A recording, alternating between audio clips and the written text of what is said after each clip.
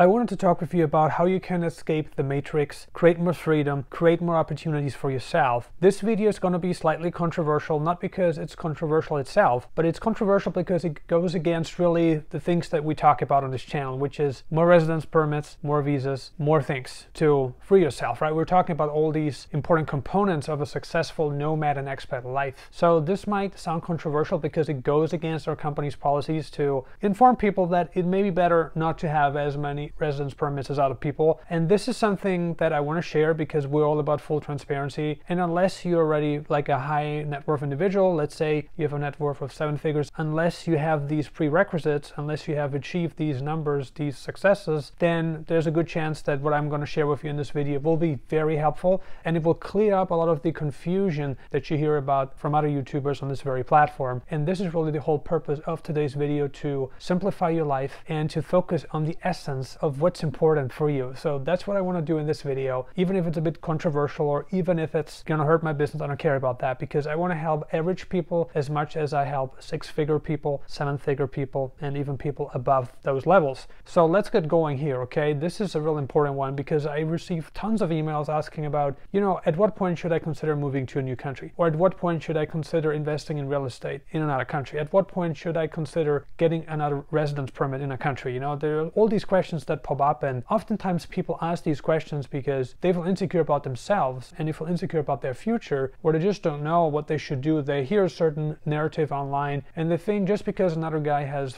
free residence permits or free passports, they also need to have free residence permits or free passports. And it couldn't be any further from the truth. And what we want to do here is we really want to focus on history and kind of like review what has helped people create success, and most importantly, retain high powers of personal freedom. You know, this is really the essence. We want to focus on what people did to create high levels of personal success and retain high levels of freedom, of personal freedom, because that's what you guys are after. You know, why do you get a residence permit? Well, you want to have a backup plan, right? You want to make sure that you have some kind of, you know, like insurance against what governments might do in certain countries, and that's perfectly fine. And there's nothing wrong with this thinking, and it's better to have another passport than not, because it's better to have more options and not need them than to not have any options and need them, if that makes sense. However, if you are in a situation where you don't have any income at all and you're so like, you know, worked up, you're so worried about, hey, I need to get out of America, I need to go to Paraguay, or I need to go to like Montenegro, I need to go to Albania, I need to go to Malaysia because my life is just not what it's supposed to be. And then online you look and you see people who are painting these perfect pictures, you know, everything's rosy, everything is full of sunshines and unicorns, and you think like, okay, if I'm going to go to this country, everything will be fine. I will have my problems fixed. And you say to yourself, you know, if I go to these countries, I will have my problems resolved in a heartbeat. I will have my life transformed in a heartbeat. No, you don't.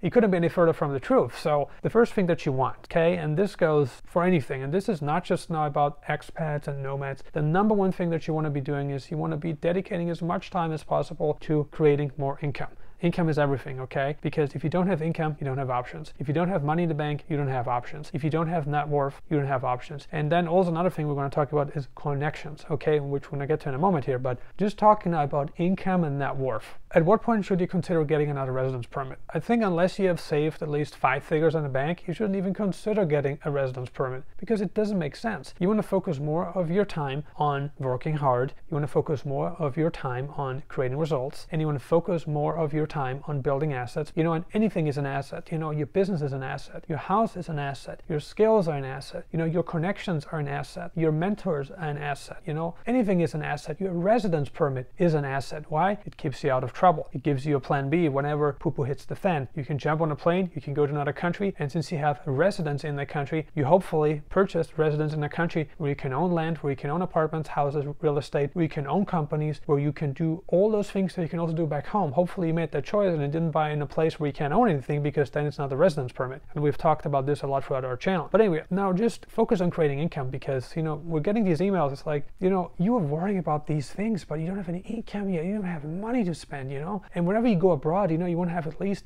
6 months, okay? Whatever you think you're going to spend on your living costs, okay, every month in that new country, have at least 6 times that saved up. Let's say that's $2,000 a month. Okay, have at least like 12,000 in the bank, or have at least like, I don't know, 10,000 in the bank, you know. And then you can think about, okay, now I want to focus on getting a residence permit because I have money to play with. But unless you have built up that cushion, Don't even think about it. I hate to say it, but it's true. Money is power. Money is options. Money is a lot. Money gives you so much good, right? And you want to have this in the bank, because if you don't have created some kind of like savings, if you don't have some kind of assets, then how can you expect to do any better abroad? You know, unless you have created a good momentum, unless you have entered a success cycle that ensures your success in a foreign country. And I know you can never be 100% sure about that, but at least you're in momentum. At least you have changed the trajectory of your whole journey. If you have done that successfully, then you have much more reason to be positive about moving to a new country where no doubt things will be different, things will be challenging, there will be problems, there will be issues, there will be challenges, there will be bad days, there will be all these different things you don't want to be dealing with, but at least you have entered a success cycle. You have at least initiated a cycle. You have at least spent the time to develop the skills that you need to succeed in that new country. So you want to focus on this as much as possible, and don't just go to a new country with no savings, with no business opportunities, and with the imagination that you can obtain a residence permit without having anything really created at this point. Because if you don't have anything created, then you don't have value. Money flows to value, and how you become more valuable is by contribution.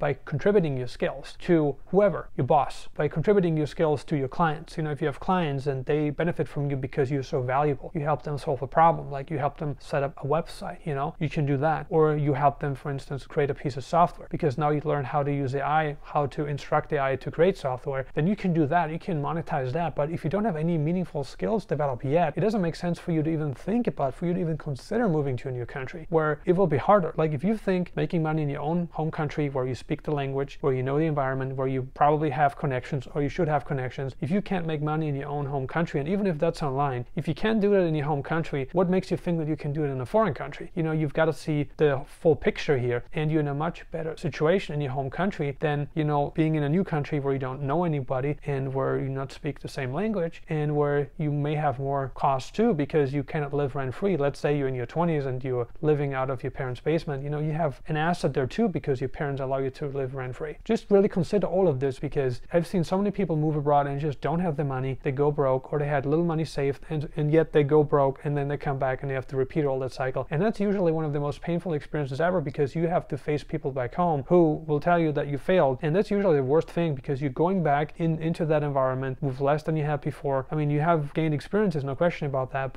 and anything can go wrong at any time, but you want to focus as much of your time as possible on developing skills, on developing assets. And now we talk about connections, because connections is everything. You know, you alone, you're never going to be smart enough to know everything. Just think about that for a moment. You alone, you're never going to be smart enough to know everything. It's just not going to happen. You alone, you're not going to be able to build this business on your own. You alone, you're not going to be able to figure out crypto on your own. You alone are not going to be able to do anything alone on your own. You need people, you need input, you need networking, you need connections, you need skill transfer between people. If you don't have that, you are never going to become as good as if you were able to supplement skills from other people. And of course, you also want to be adding skills. You also want to be supplementing skills to other people. This is not just a one-way equation. You know, a relationship, a connection is based on value. And how do you do that? Well, you exchange value. You give and you take. You give value. Let's say you help someone to learn how to, you know, make money on the internet. Great. That's a skill that you have. And another person shows up, you know, like, hey, I want you to teach me how to sell services online. And in return, I'm going to teach you how to make money with crypto. Or I'm going to show you certain crypto tokens to buy, because you know, that person, I have intels that you will like. So you want to build your network at all times. Your network is everything, and cherish those relationships as much as possible, because a good relationship is never worth burning. It just isn't. A good relationship is very hard to come by. A valuable relationship is very hard to come by. And once you've already spent the time developing these relationships, you would be a fool to destroy them over something very insignificant, like a little argument or a disagreement, or you just having a bad day and not being able to cope with your emotions. You know, be very mindful about that. You know, emotional intelligence is everything. And if you have a high level of emotional intelligence, you will make much better decisions, and you will be able to keep people close to you who are valuable to you, and you will also be valuable to them, because you also have a lot of value to share. So it's a win-win scenario. It's a win-win situation. It's a win-win relationship, and that's exactly what you want. You want to focus on what you can control. You want to get another residence permit, but first focus on making money. If you have already a good income, if you're already in your 40s and 50s and you have made money, you have assets, houses, perfect. You've already done a really good job. You've been disciplined, and you have now, let's say, a passive income stream. You have money saved. If you are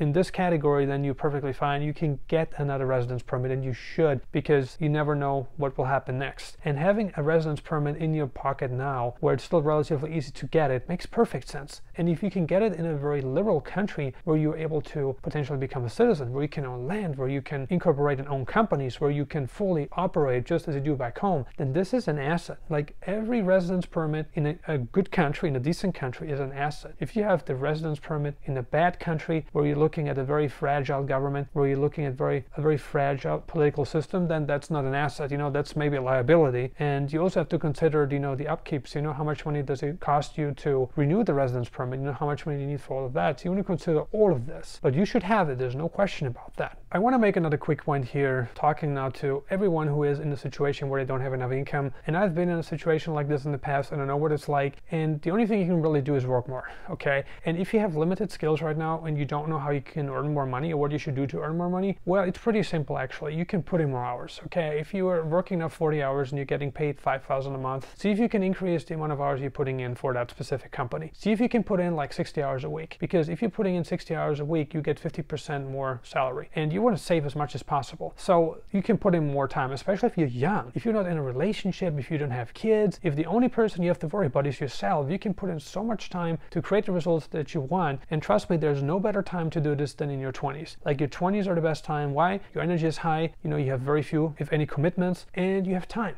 So you still have time. Let's say you screw up, you do things wrong, you're in another country, you can still recover from that. If you're in your 40s or 50s, recovering from this will be much, much harder. So you have to really look at the whole picture here. But work more hours. If you don't have skills and you want to try something new, let's say in half a year or a year, the best thing you can do is to put in more hours. Because if you don't know what else you can do, if you haven't found anything that connected with you yet, if you don't have a connection that can open that door, and that's often what it takes. You meet a person, they tell you about an opportunity, and they're like, hey, you should do this too. And they can then tell you, like, they're just starting to educate you step by step, and they're giving you first-hand information for free. But if you don't have that, you have to learn a lot of things on your own, and that's usually very draining, it's time-consuming, and it takes more money too. But if you can learn from somebody else's experience, especially if they're brutally honest about everything with you, then that's an asset. That person is an asset. That's the kind of person you want to be hanging out with. That's the kind of person you want to be spending more time with. Instead of a person who keeps everything to himself, a person who's not honest about everything, that's the worst person to be with, because you never know what to believe in. You never know what's true and what's untrue, right? But this is key. So if you want to save more money, if you want to have a bigger cushion, and if you want more success, money is often the solution, because money in the bank, it gives you options. You can go to new countries. With money in the bank, you can take calculated risks, and with calculated risks, you will eventually be able to create results. And with the results that you create, you go through a whole process, through a whole success cycle. You get to know people along the way, you develop new skills,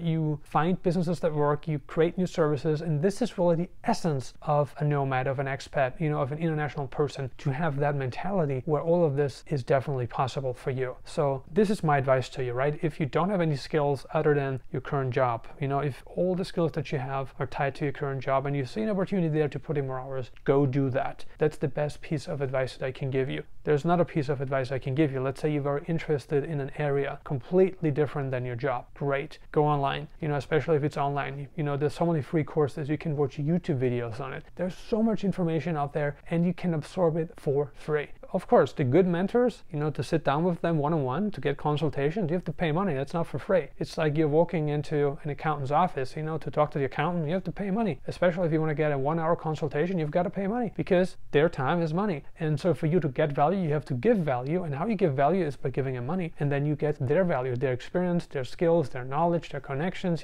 their structure, if you want to set up a company, whatever. So you have to do that. But money is usually a value that anybody can create. Anybody watching this video, with your own labor, with your own sweat equity, you can create money. If you have money, you're valuable. And when you're valuable, you can exchange that value for other value. But if you have no value at all, it's going to be hard to make that progress. And so if you're very young, if you're like in your early mid-20s or even your late 20s, or you're just starting in your early 30s and you have no commitments, then money is one of the most valuable things you can have, because you can exchange it for different values. Yes, you need money to escape the matrix. There's no question about that. And the matrix is quite scary, right? we have a lot of things going on. There's the potentiality of World War III. We have Klaus Schwab, you know, the founder of the World Economic Forum, who has some ideas you may not like. So there are all these people who may be looking to take freedom away from you. But if you create the best version of yourself, if you create high levels of personal freedom, and how you do that is by having more money, by having more resources, having more connections, more assets. You know, if you have all of that, then this is kind of like, you know, like a backup plan. It's not like a backup plan. This is like real security. The skills that you have, the assets, the connections, this is all important to have. And if you have all of this, you have more choices and you can do more things than people who don't have these, you know, critical prerequisites. And these critical prerequisites are mandatory to your overall success. So put in the work and you can escape the matrix, but it's going to take more work. You've got to put in more work. You have to work more hours. You have to, you know, be more creative with certain things potentially, and you have to network more. You know, your connections are everything. You know, the 3 people or 5 people you spend the most time with, that's who you are. So just look around and observe that for a moment, and then just see where you want to be. You know, observe where you want to be, talk to the right people, and don't be shy to put in the work. And most importantly, cut down on your living costs as much as possible. Food, shelter, utilities, transportation. Those things you need. And clothing, you know, but not designer clothing, but, you know, whatever you need not to go out naked. Those things you want to be spending money on, but don't spend your money on crazy things. Vacations, you know, sport cars, designer clothing, you know, alcohol, cigarettes, drugs. Don't spend your money on those things because, you know, it's going to create a very bad habit, and it's going to cost you so much time, so much momentum that you could have spent on other things. And it's just so much healthier to stay away from addictions. So do that. And if you have any questions about this topic, please feel free to leave a comment below, and we would love to hear from you. And if you want to send me an email, you know, talking about your journey and how I can potentially advise you and potentially shoot another video to address your personal issues, then please feel free to do that. As always, thank you so much for watching Nomad Elite. We appreciate your attendance, and we see you on the next video.